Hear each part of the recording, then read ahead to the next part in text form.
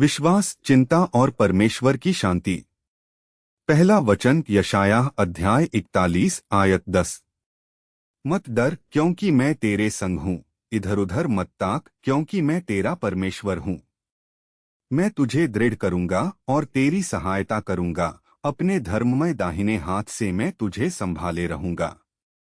प्रिय भाइयों और बहनों, प्रभु यीशु मसीह के नाम में आप सभी का स्वागत है। आज हम परमेश्वर के एक ऐसे वचन पर मनन करने जा रहे हैं जो डर और चिंता के समय हमारे हृदय को बहुत मजबूत कर सकता है। हमारा पहला वचन है यशायाह अध्याय 41 आयत 10। इस वचन की शुरुआत ही एक बहुत महत्वपूर्ण शब्द से होती है, मत डर। कितना सुंदर संदेश है। परमेश्वर जानते हैं कि मनुष्य के जीवन में डर आता है। कभी भविष्य का डर होता है, कभी परिवार को लेकर डर होता है, कभी आर्थिक स्थिति का डर होता है, कभी बीमारी या परेशानी का डर होता है, कभी अकेलेपन का डर होता है। कभी हमें यह डर सताता है कि अगर हमारी परिस्थिति और खराब हो गई तो क्या होगा। लेकिन परमेश्वर कहते हैं, मत डर। ध्यान दीजिए, परमेश्वर केवल यह नहीं कहते कि डर मत, बल्कि उसके बाद वह एक कारण भी बताते हैं। वह कहते हैं, क्योंकि मैं तेरे संग हूं। यही हमारे विश्वास का आधार है। हमें डर इसलिए नहीं छोड़ना चाहिए कि हमारी परिस्थितियां हमेशा अच्छी होंगी। हमें डर इसलिए छोड़ना चाहिए क्योंकि परमेश्वर हमारे साथ हैं। परमेश्वर हमारे साथ हैं। प्रिय मित्रों, जब कोई व्यक्ति कठिन रास्ते पर अकेला चलता है तो उसे अधिक डर लग सकता है। लेकिन यदि उसके साथ कोई भरोसेमंद व्यक्ति हो तो उसी रास्ते पर चलना थोड़ा आसान हो जाता है। इसी प्रकार परमेश्वर हमें यह विश्वास देते हैं कि हम जीवन के रास्ते पर अकेले नहीं चल रहे। हो सकता है कि आपको अपना भविष्य दिखाई न दे, लेकिन परमेश्वर उसे देखते हैं। हो सकता है आपको अगला कदम समझ न आए, लेकिन परमेश्वर जानते हैं कि आपको कहां जाना है। हो सकता है आपको समस्या का समाधान दिखाई न दे, लेकिन परमेश्वर के लिए कोई परिस्थिति असंभव नहीं है। इसलिए परमेश्वर कहते हैं, मैं तेरे संग हूं। यह केवल एक वाक्य नहीं है, यह परमेश्वर की उपस्थिति का आश्वासन है। जब आप सुबह उठते हैं, परमेश्वर जानते हैं। जब आप काम पर जाते हैं, परमेश्वर जानते हैं। जब आप अकेले कमरे में रोते हैं, परमेश्वर जानते हैं। जब आप किसी परेशानी के बारे में सोचते हैं, परमेश्वर जानते हैं। जब आप प्रार्थना करते हैं, परमेश्वर सुनते हैं। इसलिए आपको अपने जीवन के हर दिन यह याद रखना चाहिए, मैं अकेला नहीं हूं। परमेश्वर मेरे साथ हैं। डर हमारे विश्वास को कमजोर करता है। डर हमारे मन में बहुत सारे प्रश्न पैदा करता है। डर कहता है, अगर ऐसा हो गया तो, अगर मेरा काम चला गया तो, अगर समस्या और बढ़ गई तो, अगर मेरी प्रार्थना का उत्तर नहीं मिला तो, अगर मेरा भविष्य खराब हो गया तो। लेकिन विश्वास कहता है, मुझे सब कुछ नहीं पता, लेकिन परमेश्वर जानते हैं। डर कहता है, मैं अकेला हूं। विश्वास कहता है, परमेश्वर मेरे साथ हैं। डर कहता है, मेरे पास कोई रास्ता नहीं। विश्वास कहता है, परमेश्वर मेरे लिए रास्ता बना सकते हैं। इसलिए जब डर आए तो अपने मन में परमेश्वर के वचन को बोलिए। कहिए, मैं डरूंगा नहीं, क्योंकि मेरा परमेश्वर मेरे साथ है। इधर उधर मत ताक।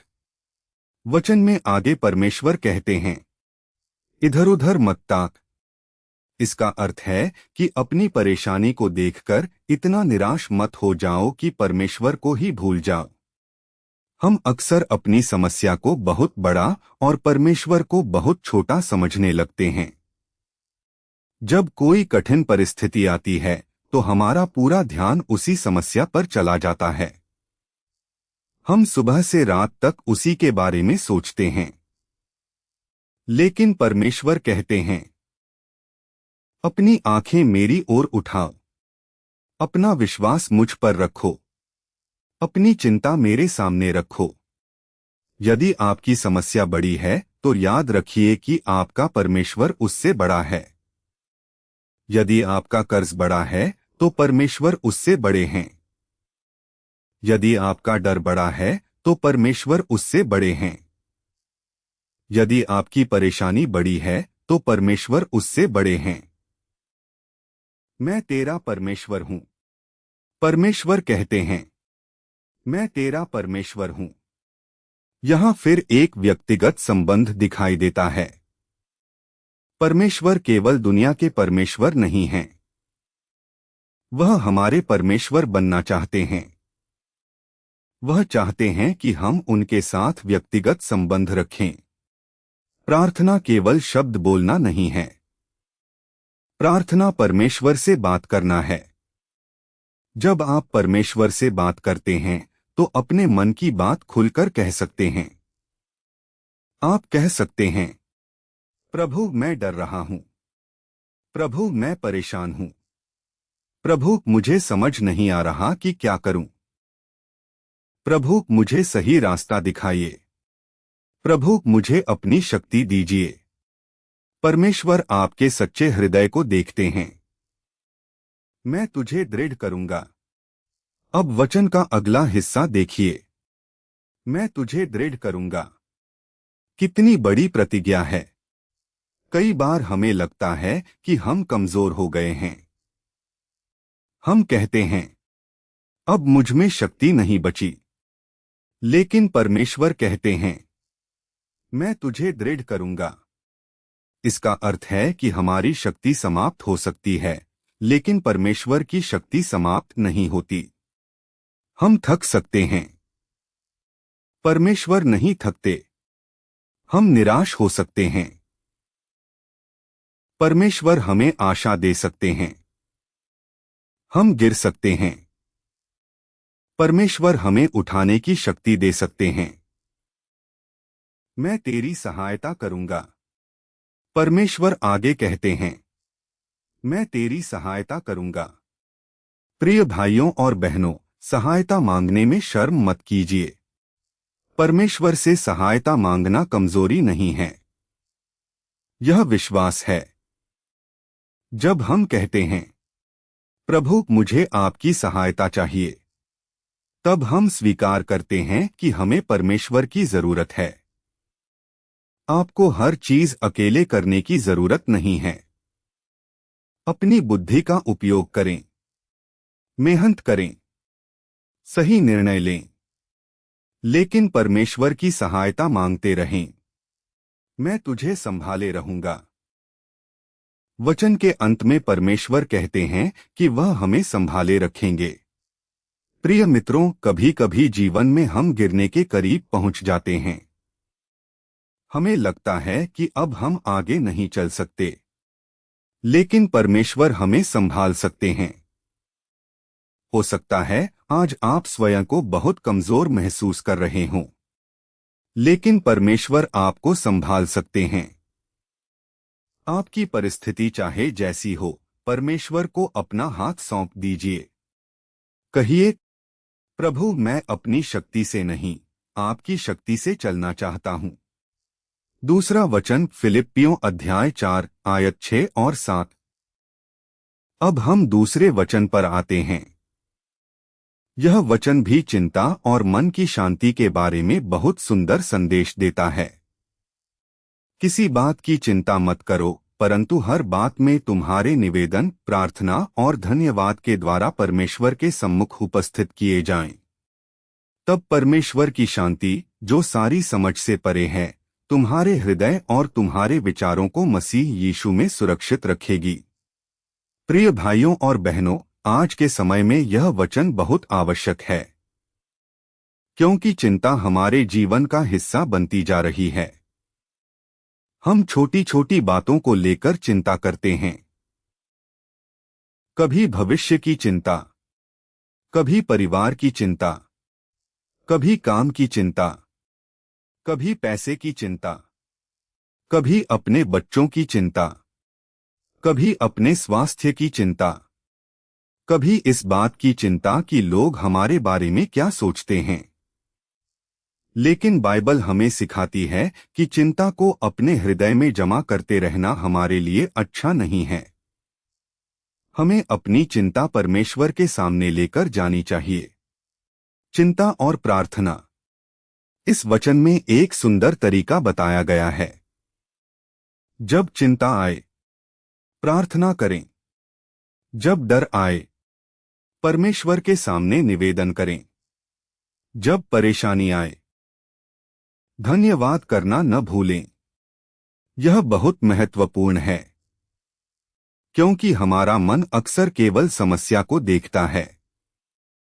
लेकिन धन्यवाद करने से हमें यह याद आता है कि परमेश्वर ने पहले भी हमारे जीवन में काम किया है। अपने जीवन के पिछले दिनों को याद कीजिए। कितनी ऐसी परिस्थितियां थीं जिनके बारे में आपने सोचा था कि आप कभी उससे बाहर नहीं निकल पाएंगे, लेकिन आप आज यहां हैं। किसी न किसी तरह परमेश्वर ने आपको संभाला। किसी ने आपकी सहायता की। किसी दरवाजे को परमेश्वर ने खोला। किसी गलत रास्ते से आपको बचाया। किसी समय आपको शक्ति दी। इसलिए आज भी विश्वास रखिए। धन्यवाद की शक्ति। जब हम धन्यवाद करते हैं तो हमारी सोच बदलने लगती है। हम कहते हैं, प्रभु समस्या है, लेकिन फिर भी धन्यवाद। प्रभु मुझे उत्तर नहीं मिला, लेकिन फिर भी धन्यवाद। प्रभु रास्ता कठिन है, लेकिन फिर भी मैं आप पर विश्वास करता हूं। धन्यवाद का अर्थ यह नहीं कि हम अपनी परेशानी को नकार रहे हैं। हम केवल यह स्वीकार कर रहे हैं कि हमारी परेशानी से बड़ा परमेश्वर है। हम कह रहे हैं, प्रभु मैं परिस्थिति को समझ नहीं पा रहा, लेकिन मैं आपको जानता हूं। परमेश्वर की शांति। फिर वचन कहता है, परमेश्वर की शांति। प्रिय भाइयों और बहनों, परमेश्वर की शांति संसार की शांति जैसी नहीं है। संसार कहता है, जब आपकी समस्या खत्म हो जाएगी तब आपको शांति मिलेगी। लेकिन परमेश्वर की शांति हमें समस्या के बीच भी मिल सकती है। हो सकता है आपकी परिस्थिति अभी भी कठिन हो, लेकिन आपके अंदर एक विश्वास हो सकता है, परमेश्वर मेरे साथ हैं। यही शांति है। यह ऐसी शांति है जिसे हर कोई समझ नहीं सकता। कभी लोग पूछ सकते हैं, तुम इतनी कठिन परिस्थिति में भी शांत कैसे हो? और आपका उत्तर हो सकता है, क्योंकि मेरा भरोसा परमेश्वर पर है। हृदय और विचारों की रक्षा। वचन कहता है कि परमेश्वर की शांति हमारे हृदय और विचारों की रक्षा करेगी। यह बहुत महत्वपूर्ण है, क्योंकि हमारे विचार ही कई बार हमारी सबसे बड़ी लड़ाई बन जाते हैं। एक छोटी समस्या हमारे मन में बहुत बड़ी बन जाती है। हम बार बार उसके बारे में सोचते हैं। हम कल्पना करते हैं कि सबसे खराब क्या हो सकता है। फिर हमारा डर बढ़ता जाता है। इसलिए अपने विचारों को परमेश्वर के वचन से भरना सीखिए। जब नकारात्मक विचार आएं, तो बाइबल का वचन पढ़िए। प्रार्थना कीजिए। परमेश्वर की स्तुति कीजिए। ऐसे लोगों के साथ समय बिताइए जो आपको विश्वास में मजबूत करते हैं। आज अपनी चिंता परमेश्वर को दें। प्रिय मित्रों, इस समय कुछ क्षण के लिए अपने जीवन के बारे में सोचिए। आपकी सबसे बड़ी चिंता क्या है? क्या कोई पारिवारिक समस्या है? क्या कोई आर्थिक समस्या है? क्या कोई ऐसा निर्णय है जिसे लेकर आप परेशान हैं? क्या कोई ऐसा व्यक्ति है जिसके लिए आप लगातार चिंता करते हैं? क्या आपके मन में कोई ऐसा डर है जिसे आपने किसी को नहीं बताया? आज वह चिंता परमेश्वर को दे दीजिए। मन में कहिए, प्रभु, यह बोझ मैं आपको देता हूं। फिर कहिए, मैं अपना विश्वास आप पर रखता हूं। हो सकता है परिस्थिति तुरंत न बदले, लेकिन आज से आपकी प्रतिक्रिया बदल सकती है। आज से आप चिंता के बजाय प्रार्थना कर सकते हैं, डर के बजाय विश्वास कर सकते हैं, निराशा के बजाय आशा चुन सकते हैं। दोनों वचनों का संबंध। अब दोनों वचनों को एक साथ देखिए। पहले वचन में परमेश्वर कहते हैं, मत डर क्योंकि मैं तेरे संग हूं। दूसरे वचन में हमें सिखाया जाता है, किसी बात की चिंता मत करो परंतु प्रार्थना करो। कितना सुंदर संबंध है। जब डर आए, परमेश्वर की उपस्थिति को याद करें। जब चिंता आए, प्रार्थना करें। जब कमजोरी आए, परमेश्वर की शक्ति मांगें। जब रास्ता दिखाई न दे, परमेश्वर के मार्गदर्शन पर भरोसा करें। जब उत्तर देर से मिले, धैर्य रखें। जब मन टूटे, यीशु के पास जाएं। आपके जीवन के लिए आज का संदेश। प्रिय भाइयों और बहनों, हो सकता है आज आपका जीवन वैसा नहीं है जैसा आपने सोचा था। हो सकता है आपकी योजनाएं पूरी नहीं हुई। हो सकता है आपने किसी चीज के लिए बहुत मेहनत की लेकिन सफलता नहीं मिली। हो सकता है किसी व्यक्ति ने आपको निराश किया। हो सकता है आपके जीवन में ऐसा कुछ हुआ जिसे आप बदल नहीं सकते। लेकिन याद रखिए, आपका अतीत आपके पूरे भविष्य को तय नहीं करता। परमेश्वर आज भी आपके जीवन में काम कर सकते हैं। आप फिर से शुरुआत कर सकते हैं। आप फिर से प्रार्थना कर सकते हैं। आप फिर से विश्वास कर सकते हैं। आप फिर से परमेश्वर के करीब आ सकते हैं। जब सब कुछ नियंत्रण से बाहर लगे। कभी कभी जीवन में ऐसी परिस्थितियां आती हैं जिन पर हमारा कोई नियंत्रण नहीं होता। हम दूसरों के निर्णयों को नियंत्रित नहीं कर सकते। हम हर परिस्थिति को नियंत्रित नहीं कर सकते। हम भविष्य को नियंत्रित नहीं कर सकते। लेकिन हम यह चुन सकते हैं कि हम किस पर भरोसा करेंगे। आप अपनी परिस्थिति को परमेश्वर को सौंप सकते हैं। कह सकते हैं, प्रभु, मैं सब कुछ नियंत्रित नहीं कर सकता, लेकिन मैं जानता हूं कि आप कर सकते हैं। यह विश्वास हमें बहुत शांति दे सकता है। आज से एक नई आदत बनाइए। यदि आप अक्सर चिंता करते हैं तो आज से एक छोटी सी आदत शुरू करें। हर सुबह उठकर कुछ मिनट परमेश्वर से प्रार्थना करें। दिन की शुरुआत चिंता से नहीं, प्रार्थना से करें। कहें, प्रभु, आज का दिन आपके हाथों में है। फिर बाइबल का कोई छोटा वचन पढ़े। दिन में जब भी चिंता आए, उसी वचन को दोहराएं। रात को सोने से पहले उन चीजों के लिए धन्यवाद दें जिनके लिए आप आभारी हैं। धीरे धीरे आपका मन परमेश्वर पर भरोसा करना सीख सकता है। दूसरों के लिए भी प्रार्थना करें। एक और सुंदर बात है, जब हम अपनी परेशानी में होते हैं तो हमारा पूरा ध्यान स्वयं पर चला जाता है। लेकिन कभी कभी दूसरों के लिए प्रार्थना करने से हमारा मन बदलता है। अपने परिवार के लिए प्रार्थना करें। अपने दोस्तों के लिए प्रार्थना करें। उन लोगों के लिए भी प्रार्थना करें जो कठिन समय से गुजर रहे हैं। कहिए, प्रभु, उन्हें शक्ति दीजिए। उन्हें शांति दीजिए। उन्हें सही रास्ता दिखाइए।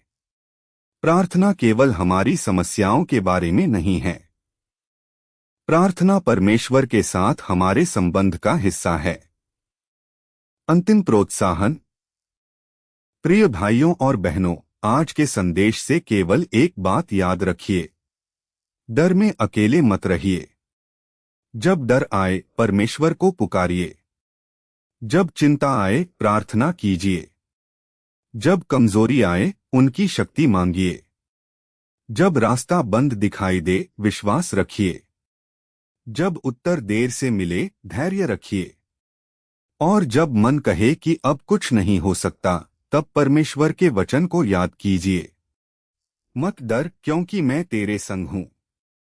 और किसी बात की चिंता मत करो, परंतु हर बात में प्रार्थना और धन्यवाद के द्वारा अपनी बातें परमेश्वर के सामने उपस्थित करो। विशेष प्रार्थना। आइए अब हम प्रार्थना करें। हे हमारे स्वर्गीय पिता, हम आपके सामने नम्र होकर आते हैं। आप हमारे जीवन को जानते हैं। आप हमारे मन को जानते हैं। आप जानते हैं कि हम किस परिस्थिति से गुजर रहे हैं। आप हमारी चिंताओं को जानते हैं। आप हमारे डर को जानते हैं। आप हमारे आंसुओं को जानते हैं। आज हम अपनी सारी चिंताएं आपके हाथों में सौंपते हैं।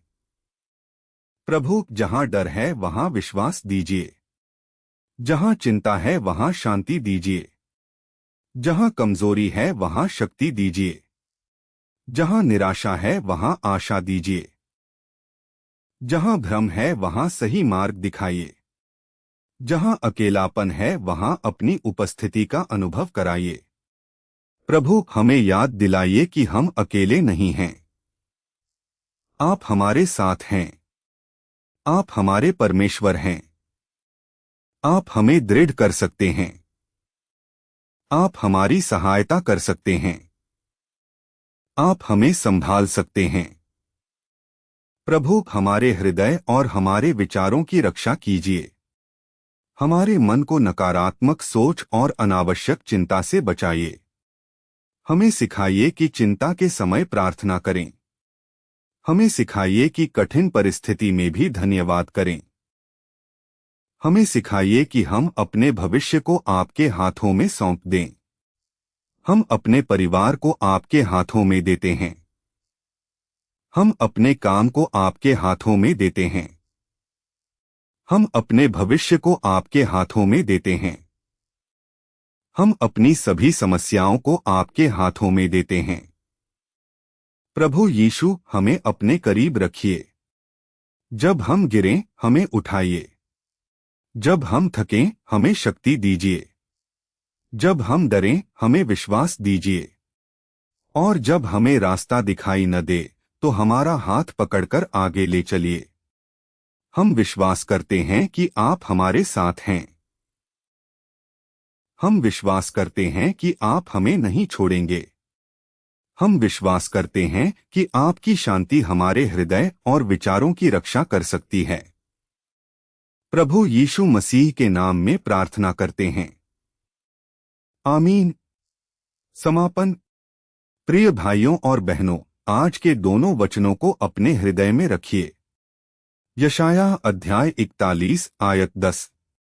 मत डर, क्योंकि मैं तेरे संग हूं।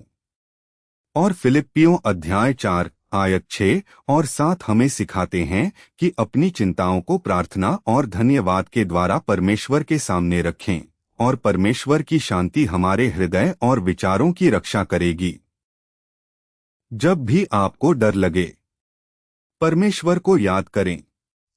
जब भी चिंता आए, प्रार्थना करें। जब भी आप कमजोर महसूस करें, उनकी शक्ति मांगें। जब भी भविष्य अंधकारमय लगे, विश्वास रखें। आप अकेले नहीं हैं। परमेश्वर आपके साथ हैं। यीशु मसीह आपके जीवन में आशा और शांति दे सकते हैं। इस संदेश को अपने परिवार और दोस्तों के साथ जरूर साझा करें। हो सकता है आपका एक शेयर किसी ऐसे व्यक्ति तक यह संदेश पहुंचा दे जिसे आज परमेश्वर की आशा की आवश्यकता है। परमेश्वर आपको, आपके परिवार और आपके घर को आशीष दें। आपके हृदय में शांति, आपके जीवन में विश्वास और आपके कदमों में परमेश्वर का मार्गदर्शन बना रहे। यीशु मसीह आपसे प्रेम करते हैं। आमीन।